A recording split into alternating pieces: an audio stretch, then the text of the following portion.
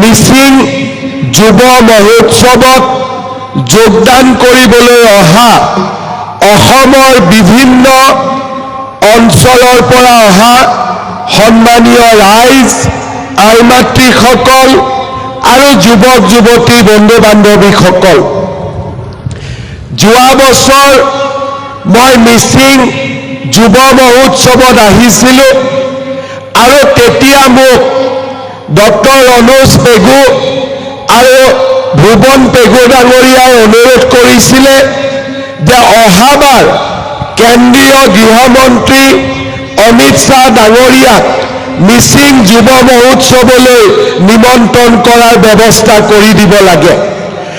আজি আমাৰ বাবে সৌভাগ্যৰ কথা যে ভাৰতৰ কেন্দ্ৰীয় গৃহমন্ত্ৰী অমিত শ্বাহ ডাঙৰীয়া আমাৰ মাজত উপস্থিত আছে আৰু নিশ্চিতভাৱে মিচিং যুৱ মহোৎসৱে আজিৰে পৰা এটা ৰাষ্ট্ৰীয় মৰ্যাদাও লাভ কৰিলে।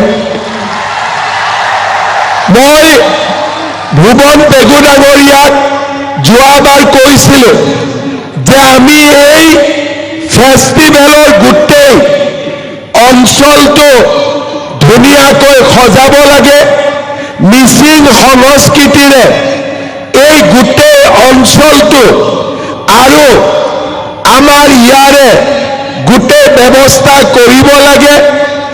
আজি আমি সিদ্ধান্ত লৈছোঁ যে আমি এই অঞ্চলটো মিচিং যুৱ মহোৎসৱৰ কাৰণে আৰু অতি সুন্দৰভাৱে বনাবৰ কাৰণে ৰাজ্য চৰকাৰে 100 কোটি টকা এই মহোৎসৱৰ বাবে প্ৰদান কৰিব।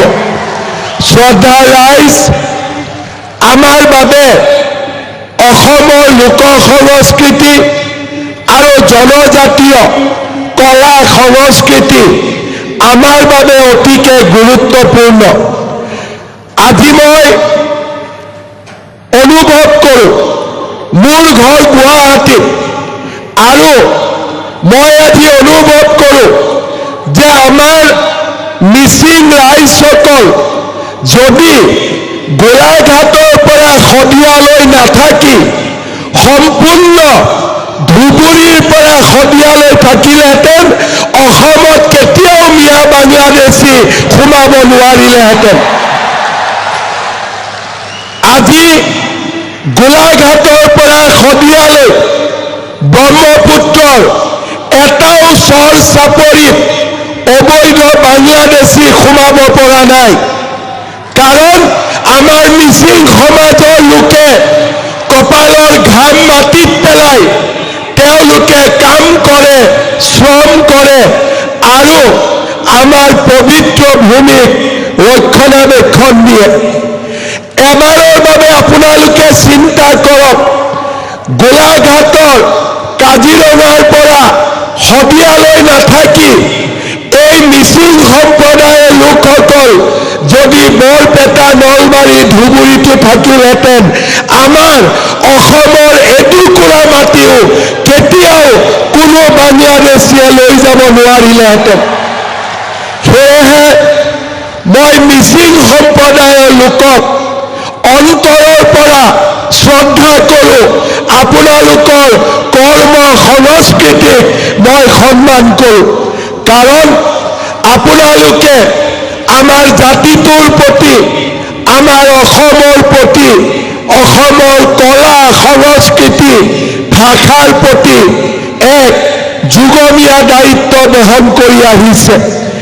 কেইদিনমান আগতে মই মিচিং সাহিত্য সভাত আহিছিলোঁ আৰু তেতিয়া মই উল্লেখ কৰিছিলোঁ যে শৰাইঘাটৰ যুদ্ধত যেতিয়া লাচিতে পৰাক্ৰম দেখুৱাইছিলে, সেই পৰাক্ৰমৰ যুদ্ধত লাচিতৰ লগত বাঘ হাজৰিকা নাছিল, লাচিতৰ লগত মিৰি সন্দিকৈ আছিল, লাচিতৰ লগত মিৰি সন্দিকৈ আছিল।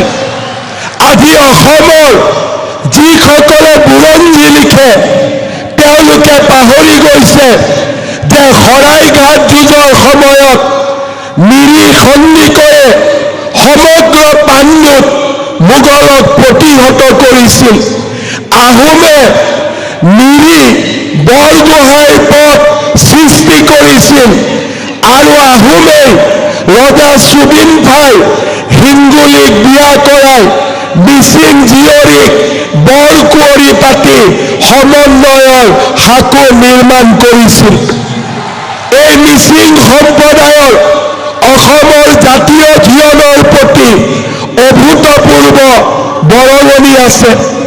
আজি আমি অসমৰ ইতিহাসে জানে যে মানে অসমক পৰাস্ত কৰিছিল, অসমক মানে অধিকাৰ কৰিছিল, কিন্তু অসমৰ ইতিহাসৰ বহুত কম মানুহে জানে যে এই মুকক চেলেঙক মিচিং সমাজে মানক পৰাস্ত কৰিছিল আৰু মানক অসমৰ পৰা খেদি পঠিয়াইছিলে।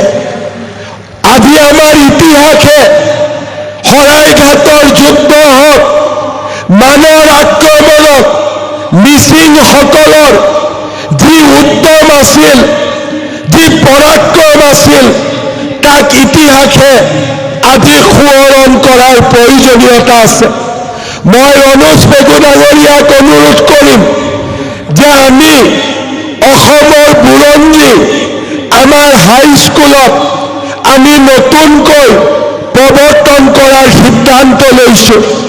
এই অসমৰ বুৰঞ্জীত মিৰি সন্দিকৈ বীৰৰ গাথা আৰু মানক মিচিঙে পৰাজিত কৰাৰ কথা সোণালী আখৰেৰে আমি লিখিব লাগিব। এয়া আমাৰ জাতীয় দায়িত্ব। শ্ৰদ্ধা ৰাইজ, যোৱা 25 ডিচেম্বৰত মিচিং সমাজৰ ৰাইজে কেন্দ্ৰীয় গৃহমন্ত্ৰী অমিত শ্বাহ ডাঙৰীয়াক সাক্ষাৎ কৰিছিল। পৰমানন্দ চাৰিঙীয়া আছিলে, ৰনোজ পেগু আছিলে আৰু মিচিং সমাজৰ নেতাসকল আছিলে।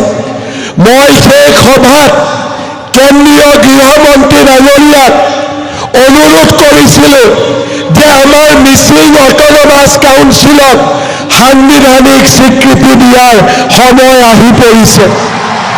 আজি গৃহমন্ত্ৰী ডাঙৰীয়াই সমাজৰ লগত কথা পাতি নিজেই ঘোষণা কৰিছিলে যে মিচিং সমাজৰ সমস্যাসমূহ সমাধানৰ বাবে তেখেতে ইণ্টাৰলকেটৰ নিয়োগ কৰিব আৰু কেন্দ্ৰীয় চৰকাৰ, ৰাজ্য চৰকাৰ আমি সকলোৱে মিলি এই সমাজখনৰ আশা আকাংক্ষাক বাস্তৱত পৰিণত কৰিবলৈ আমি একেলগে কাম কৰিম। শ্ৰদ্ধাৰ ঘূনাসুঁতি পৰা মাজুলীলৈ ষ্টেট হাইৱে খনাই হওক বা আজি যোৰহাটৰ পৰা মাজুলী সংযোগী দলঙেই হওক, আজি অমৰপুৰলৈ ইলেক্ট্ৰিচিটি লৈ যোৱাৰ ব্যৱস্থাই হওক, এয়া আমাৰ চৰকাৰখনে অসমৰ মিচিং সম্প্ৰদায়ৰ অভাৱ অভিযোগ দূৰ কৰি সমাজখনক আগুৱাই লৈ যোৱাৰ এক প্ৰচেষ্টা। মই আপোনালোকক সম্পূৰ্ণভাৱে এটা কথা মই আপোনালোকক প্ৰতিশ্ৰুতি দিম, অসমত বিজেপি চৰকাৰে সদায়ে মিচিং সমাজৰ লগত হাতত হাত ধৰি একেলগে কাম কৰিব। জাতিটোৰ অধিকাৰ আৰু অসমৰ অধিকাৰ আমি সুৰক্ষিত কৰাৰ বাবে একেলগে কাম কৰিম। मैं आसाम भूमि में हमारे गृह मंत्री अमित शाह जी को स्वागत करता हूं। हमारे जो मिसिंग समाज का आसाम के लिए जो कंट्रीब्यूशन है, ये बहुत बड़ा कंट्रीब्यूशन है। आसाम का साहित्य, आसाम का संस्कृति, असम के इतिहास में मिसिंग समाजों ने बहुत बड़ा कंट्रीब्यूशन दे के रहा है। मैं एक बात का आप लोगों को आश्वस्त करता हूं, प्रधानमंत्री मोदी जी, गृह मंत्री अमित शाह जी के नेतृत्व में हमारा बीजेपी सरकार मिसिंग समाज का अधिकारों के लिए, अपना संस्कृति के लिए हाथ से हाथ मिला के एक साथ हम लोग काम करूंगा। मैं আজিৰ সভাতে আমাৰ দলীয় পল সংস্কৃতি ৰক্ষণাবেক্ষণেৰ কাৰণে আৰু দলীয় পলীয় সমাজখনৰ আৰ্থ সামাজিক গৱেষণা ইতিহাস সকলো ক্ষেত্ৰতে কাম কৰিবলৈ মই আজিৰ সভাতে দলীয় পলু সমাজখনৰ কাৰণে আৰু 10 কোটি টকা মই ঘোষণা কৰিছো, যাতে ইয়াৰ ইতিহাস আৰু ইয়াৰ সংৰক্ষণৰ বাবে আমি কাম কৰিব পাৰোঁ। পুনৰ এবাৰ এই মিচিং যুৱ মহোৎসৱত আপোনালোক সকলোকে ধন্যবাদ দিছো। আজি গৃহমন্ত্ৰী ডাঙৰীয়া আহিছে, কেতিয়াবালৈ আমি নিশ্চয় মনত আশা ৰাখিম ভাৰতৰ প্ৰধানমন্ত্ৰী ডাঙৰীয়াকো আমি মিচিং যুৱ মহোৎসৱলৈ নিশ্চয় কেতিয়াবাকৈ আমি লৈ অহাৰ প্ৰচেষ্টা কৰিম। আজি আমাৰ গৃহমন্ত্ৰী ডাঙৰীয়াক মই ধন্যবাদ জনাইছো যে আপুনি ইয়াত উপস্থিত থাকি আমাৰ মিচিং সমাজখনক এটা ডাঙৰ স্বীকৃতি আৰু আপোনাৰ শুভেচ্ছা আপুনি প্ৰদান কৰিলে। মিচিং সমাজ আৰু অসমৰ ৰাইজে আপোনাক সদায়ে আপোনাৰ এই আগমনৰ বাবে আপোনাক সদায়ে মনত ৰাখিব আৰু আপোনাক সদায়ে ধন্যবাদ দিব। मैं সকলো राइजों मैं सारा जनता को निवेदन करूंगा कि आप लोग अपना जगह में ही खड़ा होकर करताली से गृह मंत्री